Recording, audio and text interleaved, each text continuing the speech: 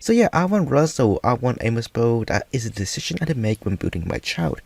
Amos bow has a higher base attack, though the passive does give a less of a boost to normal attacks, but the Rust though does have a lower base attack, but a much higher boost to normal attacks and a decrease in charge attacks with a slightly higher main stat on the attack percent.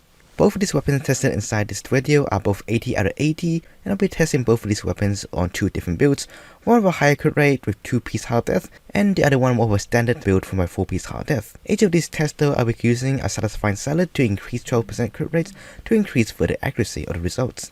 Starting off the comparison, I'll be using the Amos bow using a high crit rate build. The normal attacks on a power flower does about 2 to 3000 damage with exceptions, though it's a pretty good estimate to where most of the damage lands on. On the charge attack though, damage output is increased as 3 to 4000 of the damage with 21,000 on the burst.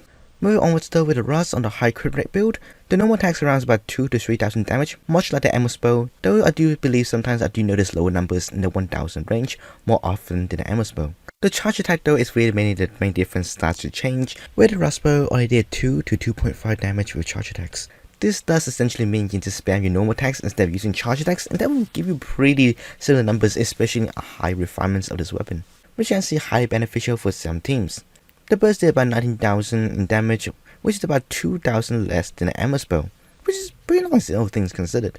Though to be honest though, with all those numbers going around the places, it drives the brain bloody crazy. So I figured the best way to know which weapon is actually better is to do a side-by-side comparison of damage done by both of these weapons using the standard build for Childe, which is a standard 4-piece hard death. And through a lot of runs though, I chose the best runs for each of the weapons, and Amos bow does end up on top by a little bit, playing as most efficient as I possibly can myself. However though, both of these weapons are really great for Childe, and with higher refinements on Rust, I can see that even doing better than the R1 Amos bow, as it's really nice the fact that the weapon doesn't really rely on charge attacks all that much on its damage output.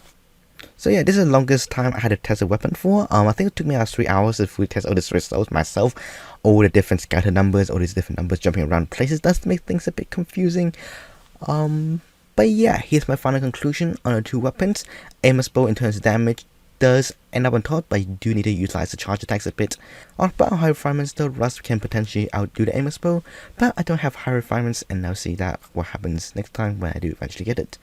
So yeah, that's my simple test on the weapons. If I had to choose, I'll choose the Amos bow myself.